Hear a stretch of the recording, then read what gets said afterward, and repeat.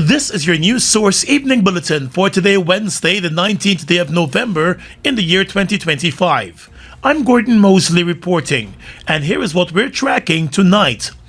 As the world observed International Men's Day today, cardiologist and local health specialist Dr. Mahendra Karpin is urging men to pay closer attention to their health. He said men, especially in the Caribbean and Guyana, have shorter life expectancy than women. Addressing a national symposium on men's health and wellness, Dr. Carpin said while men's health and wellness in Guyana has been steadily improving, men still need to pay closer attention to their overall health and well-being. This is not quite an emergency, but it's an alert that we have to pay attention to right now. And if we don't, we get caught up with everything else and we neglect something very important. Men, not just around the world, but in the Caribbean, you have a 3 to 4 years shorter lifespan than women. We live in the same place, we eat the same food, we have the same environment we have to function in, but men have shorter life expectancy. He told the forum that men are more than twice as likely as women to have premature death, meaning dying before the expected time. Among the causes, he highlighted are cardiovascular diseases, liver disease, lung cancer, and accidents. The suicide rate, he said, is also higher among men. So, if we're truly looking at equality, we have to address these issues as well.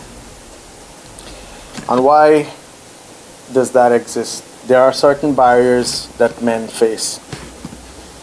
Culturally in the Caribbean, we don't really go to the doctor until we're sick. Isn't that true?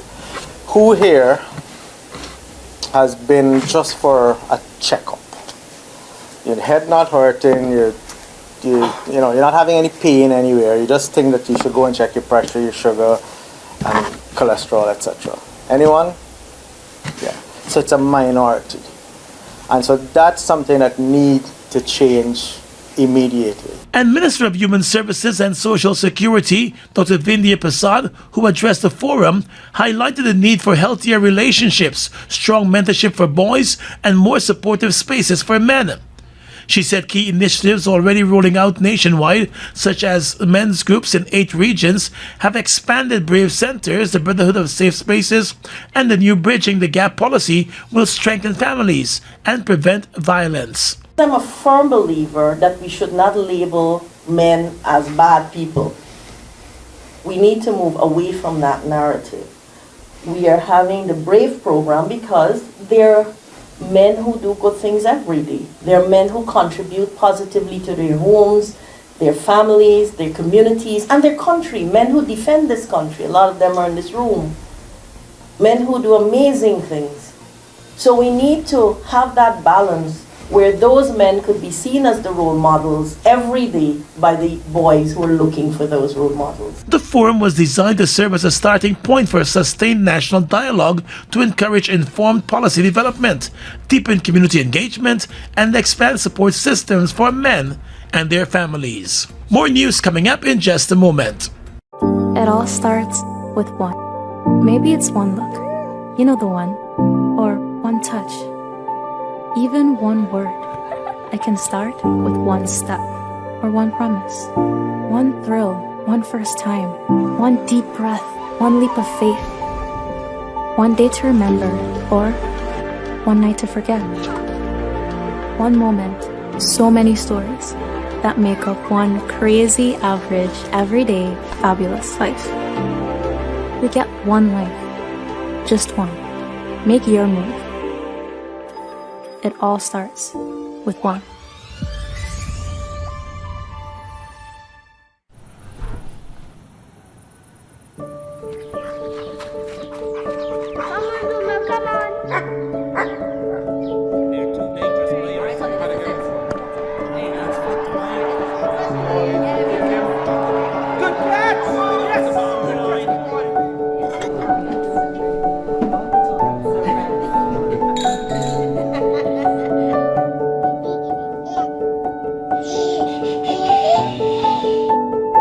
Your own home is so much more than just four walls, floors, and ceilings. It's a lifetime of great memories and stories. Come talk to us and start your journey home today. Republic Bank, we're the one for you. Did you know ExxonMobil's Hammerhead project will bring even more direct benefits to Guyanese?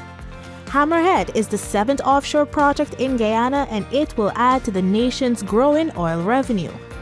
Oil revenues already account for 37% of Guyana's 2025 budget, and Hammerhead will boost this contribution even further. This means new opportunities, expanded education in the hinterland, and modern technology services to improve healthcare delivery nationwide. Since oil production started offshore, long-term investments have opened doors for Guyanese, shaping the industry and local economy for generations to come. Every year somebody wins, but this year? This year is my turn. I'm going big. 48,000? Easy. That's 6 coupons. Smart and fast. My win is just a scan away. Oh, and I take in that fridge too. This is the winning one. This year, the win is mine. Shop $8,000 or more at any 6 Massey stores, and you'll get a chance to win our grand prize, the brand new 2025 Hyundai Creta, plus amazing consolation prizes. Massey stores, our family serving your family.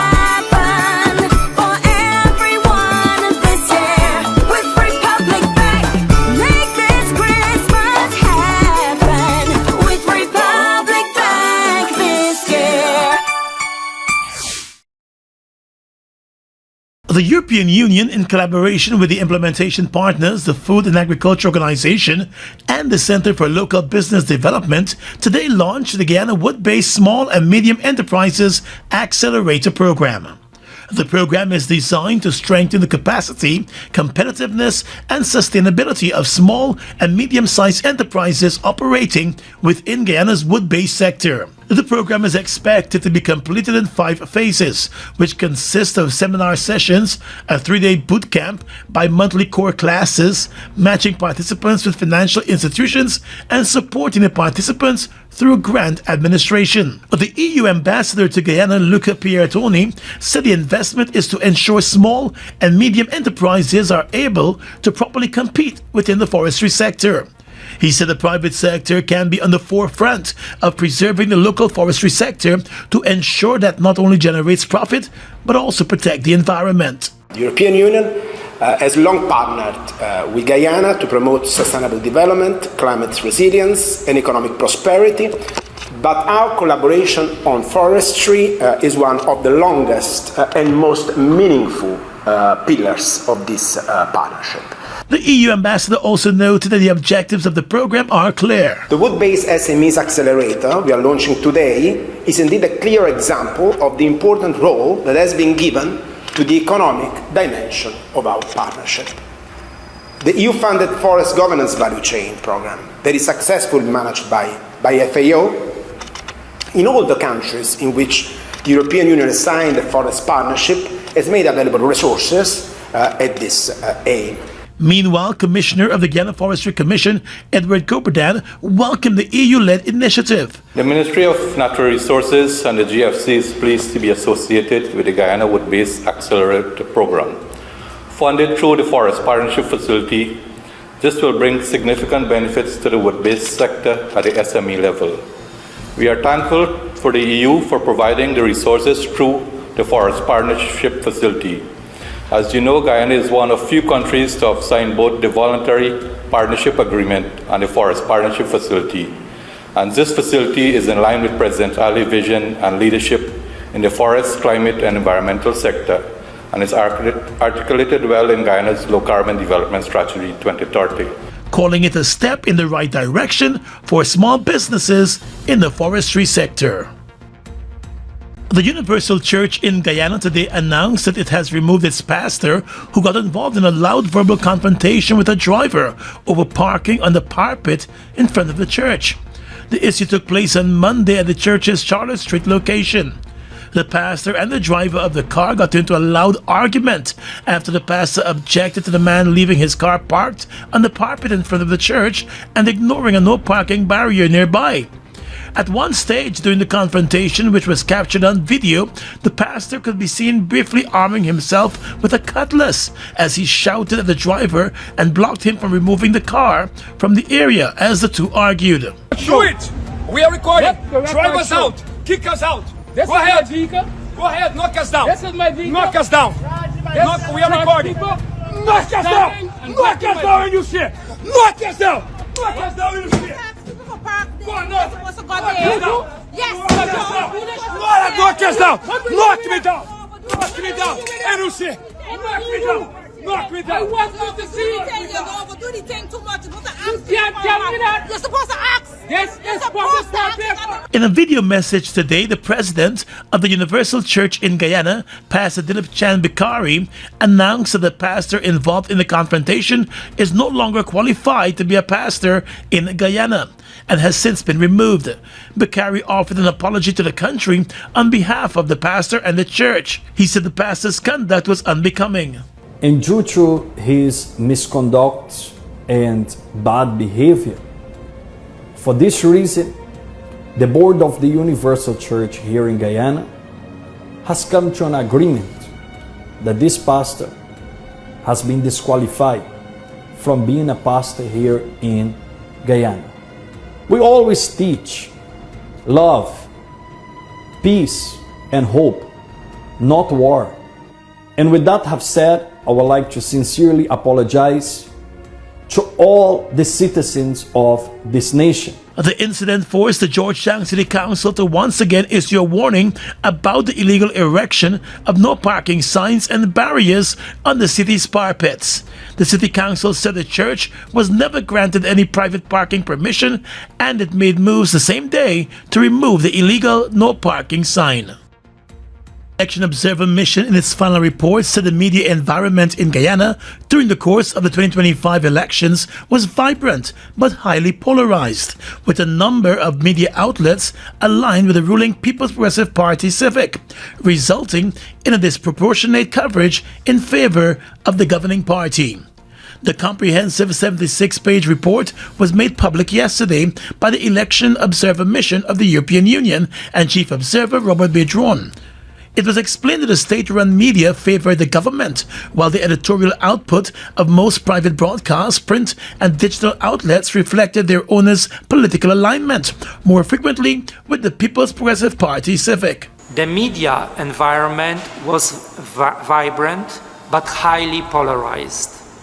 State-run and many private outlets strongly favored the ruling PPC party, limiting voters' access to balanced information. Independent media, so important and vital for democratic society, offered more pluralistic coverage, but overall reporting was shaped by partisanship and tensions between media and political actors. The EU Election Observer Mission found that state-funded broadcast media largely excluded opposite voices, and campaign coverage was not subject to any media regulation, leaving contestants without guarantees of balanced and equitable access. It was, however, noted that independent broadcasters and print outlets provided more balanced coverage. But the Election Observer Mission felt that the absence of effective safeguards and the overlap between government communication and campaign activities further constrained pluralistic and objective reporting. Our media monitoring showed that state-run media and many private outlets overwhelmingly favored the ruling party, while other participants have very limited access. Paid-for political content was often not labeled as such. Clear, predictable rules on equitable airtime and on how political advertising should be presented would give voters greater awareness. It would also help media outlets navigate a highly polarized environment. Citing a number of examples, the EU Election Observer Mission pointed to the Voice of Guyana Radio and the National Communications Network TV, which devoted up to 98% of their election-related coverage to the People's Progressive Party Civic and the incumbent president, among all electoral contestants. Both media outlets, the European Union Election Observer Mission said, covered in full all the ruling parties' rallies held across the country in the lead-up to the elections on September 1.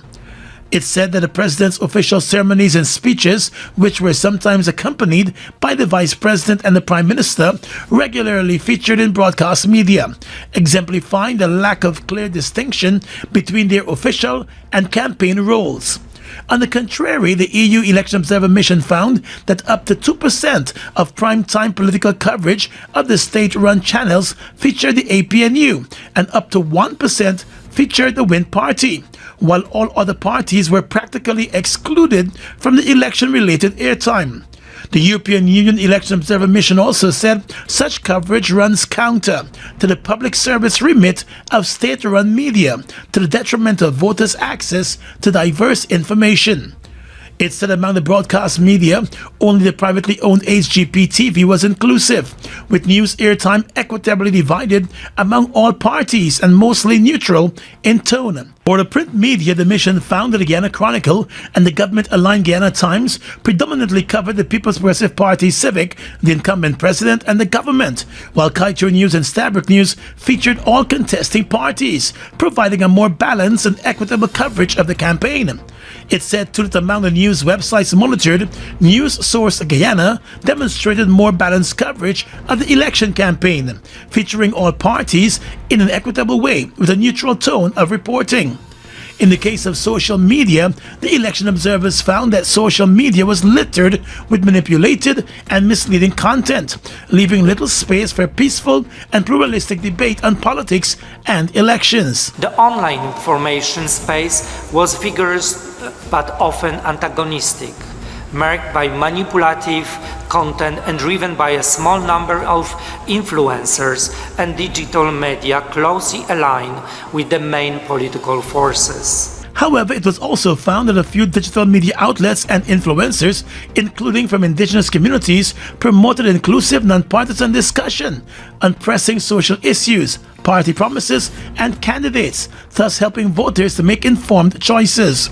It was noted that Guyana's legal and regulatory framework for media is sparse, and while the Constitution guarantees freedom of expression, costly and complex criminal defamation lawsuits are often used by the government and businesses to target critical reporting. As part of the Election Observer Mission's list of priority recommendations is a call for the establishment of media campaign coverage rules on equitable airtime and space for electoral contestants, as well as political advertising, in a timely and consultative manner. It was also recommended that more be done to strengthen the independence of the Guyana National Broadcasting Authority by impartial and inclusive appointment of the board of members and its accountability through a transparent decision-making process.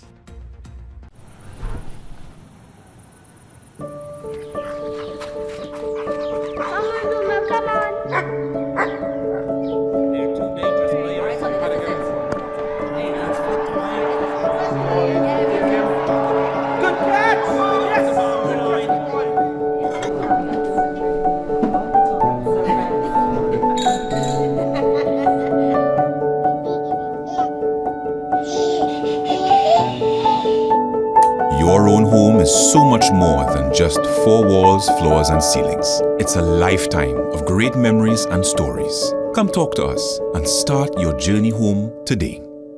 Republic Bank, we're the one for you. Washi. Hi people. Washing made so easy since I found Washi. Washing me use wash me clothes and I can say Wash your soap powder, wash clothes so nice. Wash your soap powder, leave your clothes color bright. Wash your soap powder, leave me clothes smelling nice, of course. So give thanks for wash your soap powder, for doing my laundry right. Keep my clothes color bright, have my clothes smelling nice for sure. I could not ask for more. Comes in lemon and original. It is a washing machine in a pack. Wash your soap powder, wash clothes so nice. Wash your soap powder, leave your clothes color bright. Wash your soap powder, have my clothes smelling nice, of course. Distributors located in the Stabrook Market. Your business is built on hard work, vision, and the drive to succeed. At GBTI, we understand what it takes to grow. That's why we offer Grow, a small business service designed to help your business expand, adapt, and reach its full potential. From new opportunities to new milestones, we're here to support you every step of the way. Grow from GBTI. Progress starts here. Hi, my name is Stephen Jacobs, Minister within the Ministry of Culture, Youth and Sport.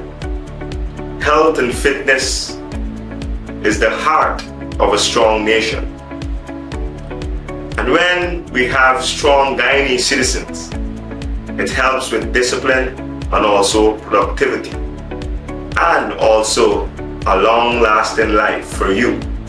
So, for that reason, I'm endorsing the Energy Conference run on the 15th of February 2026. See you there.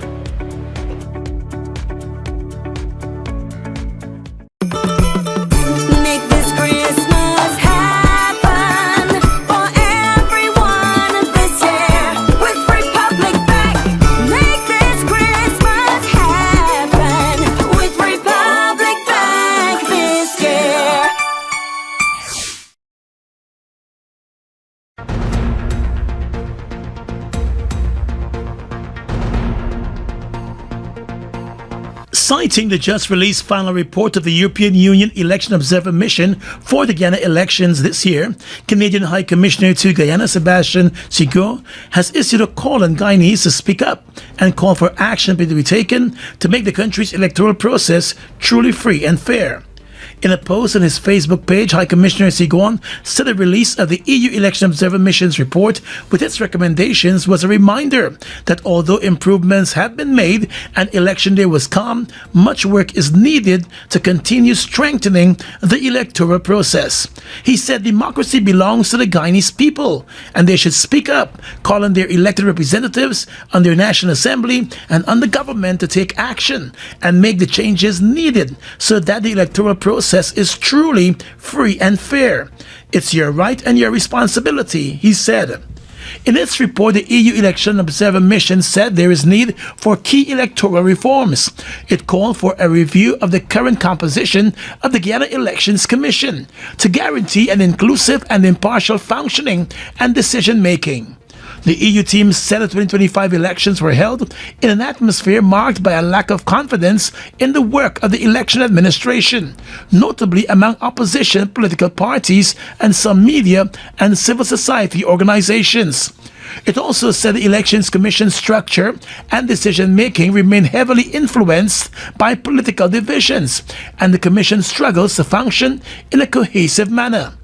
The EU team also called for there to be an update of the voters list in light of most recent available population data and data from all relevant state institutions, ensuring linking to ongoing digitization solutions. The EU observers also recommended the adoption of clear and comprehensive campaign rules, including for the conduct of public officials and for the use of all types of state assets to avoid undue advantage of incumbency. They also called for the strengthening of the operational oversight for campaign finance through an independent oversight body and revising outdated legal provisions, including expenditure ceilings and permissible expenses. The EU observers made several other recommendations as part of the final report. A total of 15 police officers have so far found themselves on the other side of the law and facing criminal charges for this year, according to the Guyana Police Force. Of the 15 police officers before the courts, more than half of them are facing rape charges. Crime Chief Wendell Blanham reported last week that 8 police officers are currently facing rape charges, while 1 is facing a charge of murder, and the charges being faced by the others include drug trafficking and causing death by dangerous driving.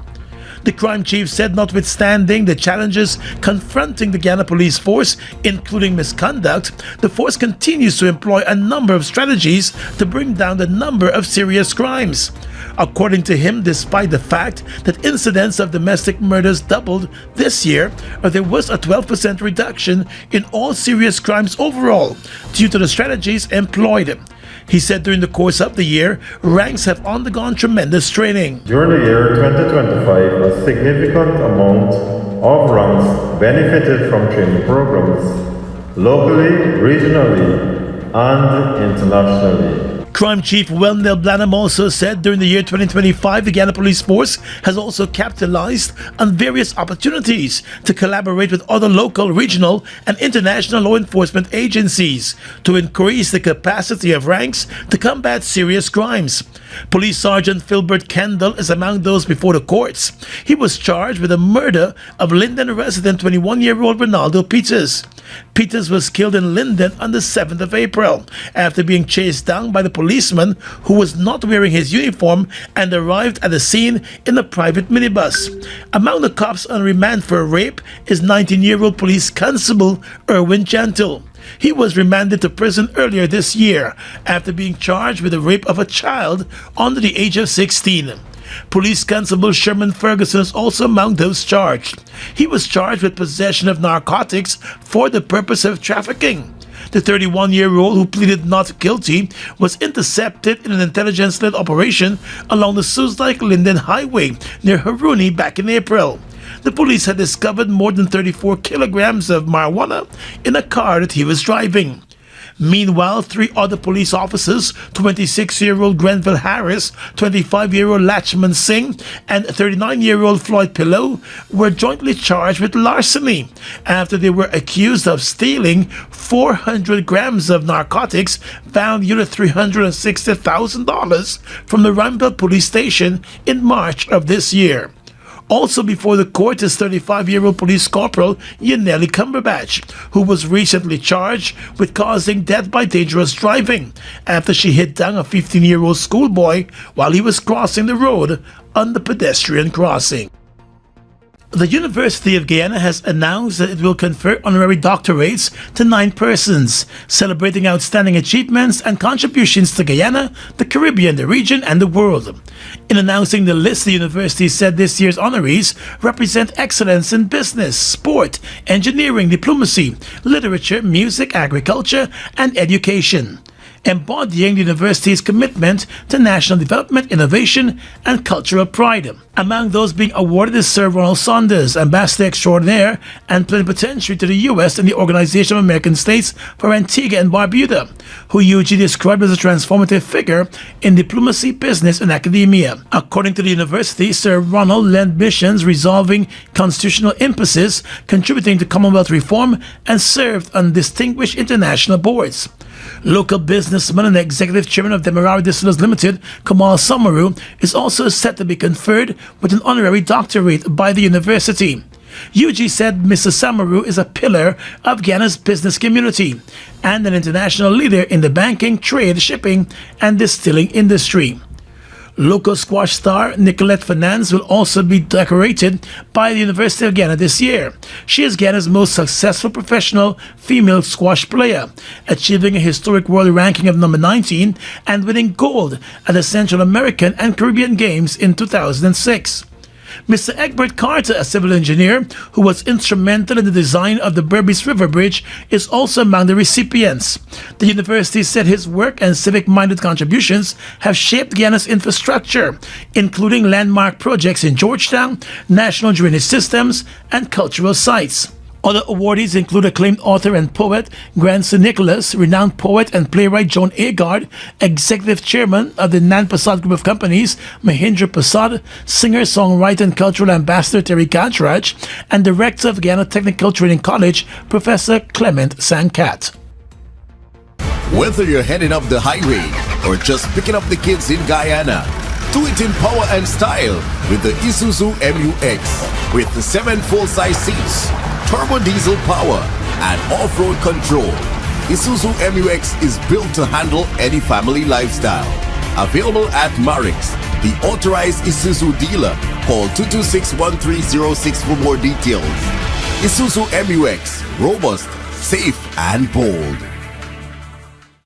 Are you ready to shape Guyana's future with your creativity, innovation, and bold ideas? The Innovation Challenge is here, and it's your chance to turn imagination into impact. We've designed 3 unique challenges for students across grade 7 to Cape, each tailored to your level of creativity and skill. For grades 7 and 8, it's all about creative and practical business ideas. How can you use technology to create or improve a business outside of oil and gas? Think about ecotourism, grocery deliveries, tutoring services, or something entirely new. Students in grade 9 and 10, your challenge focuses on business and community impact.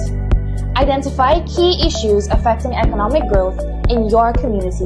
Develop practical solutions that consider technology, sustainability, and social responsibility. And for grades 11 to Cape, it's your time to shine in entrepreneurship and AI integration. Develop creative solutions to enhance quality of life, promote tourism, and foster community engagement in Guyana. How can AI or advanced tech amplify the benefits responsibly? So whether you're building, coding, or dreaming big, this is your platform to make it real. Join the Guyana Energy Conference and Supply Chain Expo's Innovation Challenge and show how your ideas can power Guyana's future. Learn, create, innovate. Guyana's next big idea could be yours. Your business is built on hard work, vision, and the drive to succeed. At GBTI, we understand what it takes to grow. That's why we offer Grow, a small business service designed to help your business expand, adapt, and reach its full potential. From new opportunities to new milestones, we're here to support you every step of the way. Grow from GBTI. Progress starts here. Something new has been growing, and it's now ready for you to pick. Fresh. Taste the Fruta freshness. Pick the fresh new 200 ml size today. Live Frutiful. Guyana's economy is rapidly transforming, and we're all part of it. Oil is at the forefront of this development by providing reliable and efficient energy and supporting community development from the very core. 100% of Oil's profit goes back to building schools, roads, and other important infrastructure that connects our cities and towns, providing fuel to domestic, marine, industrial, and aerial transportation. Oil has now repositioned itself as market leader in the petroleum industry, building a better future for all of us. Make this Christmas happen for everyone this year with Republic Bank. Make this Christmas happen with Republic Bank this year.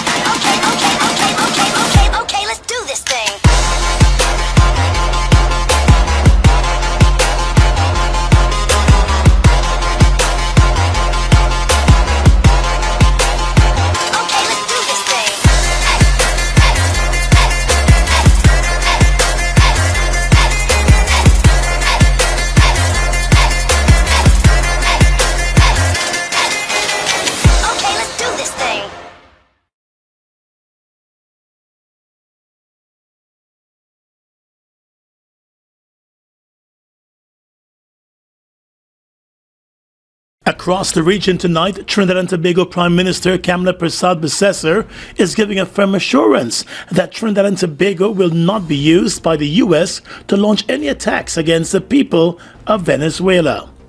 The Prime Minister responded to a stinging broadside critique from former Prime Minister Dr. Keith Rowley, who slammed her handling of the country's position in the U.S. and Venezuela tensions.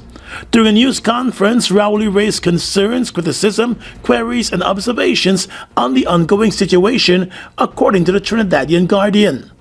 Acting Foreign and Caricom Affairs Minister Barry Pardot and Works and Infrastructure Minister Geraldine John also took a turn at Rowley. When asked for her reaction, Persad-Bissessar said the former Prime Minister's media briefing was nothing to be concerned about. She said as a citizen, he has a democratic right to express his opinion. However, she noted the facts remain. Given the arrival of the USS Gerald Ford in the Caribbean Sea and the U.S. Marines arriving in Trinidad and Tobago for training exercises with the Trinidad and Tobago Defense Force, the Prime Minister sought to allay fears about any military action against Venezuela from the soil of Trinidad and Tobago. She said the U.S. has never requested use of Trinidad and Tobago to launch any attacks against the people of Venezuela, adding that Trinidad and Tobago territory will not be used to launch any attacks against the people of Venezuela.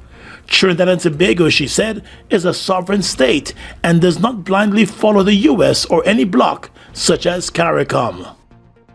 Prime Minister of St. Vincent and the Grenadines, Dr. Ralph Gonsalves, has warned that Caricom's diplomatic order is under its most serious strain in decades, after a Trinidad and Tobago minister publicly confronted him in a way regional officials say bypassed every formal channel for communication between member states. That's according to a report in the Trinidad Express. The unprecedented exchange occurring entirely outside Caricom's formal machinery has stirred deep unease in the region, with some diplomats cautioning that such departures from established protocol risk undermining the community's long-standing framework for preventing public deterioration in relations among member governments. The controversy escalated after Trinidad and Tobago's minister in the Ministry of Housing, Anil Roberts, via his social media platform, questioned the legitimacy of housing purchases by the wife and two children of the Prime Minister of St. Vincent and the Grenadines in Trinidad and Tobago. In a widely circulated recording, Roberts referred to the Vincentian leader as a big-belly six-star general, while suggesting that Gonsalves' recent criticism of Trinidad and Tobago's interpretation of Caricom's Zone of Peace doctrine may have been influenced by real estate gains his family allegedly secured. In an interview with the Sunday Sun, Gonsalves said the conduct of the minister fell well outside accepted forms. He said it is unprecedented, where a junior minister is cursing and verbally abusing the Prime Minister of another country.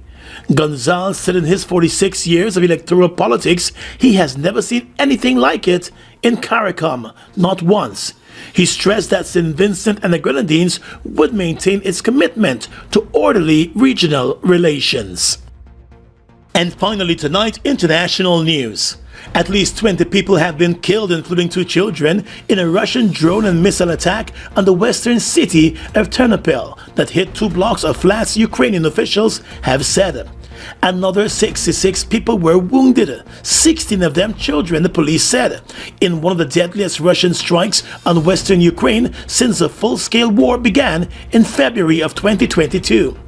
2 other western regions were hit, and the drone attack targeted 3 districts of the northern city of Kharkiv, wounding more than 30 people. Photos posted online showed buildings and cars ablaze. Power cuts were affecting a number of regions across the country, Ukraine's energy ministry said. Ukraine's President Volodymyr Zelensky said Russia had fired more than 470 drones and 47 missiles, leaving significant destruction. He warned that people could be trapped under the rubble in Ternopil. And that's your News Source Evening Bulletin for tonight. I'm Gordon Mosley reporting and encouraging you to have a safe and enjoyable night.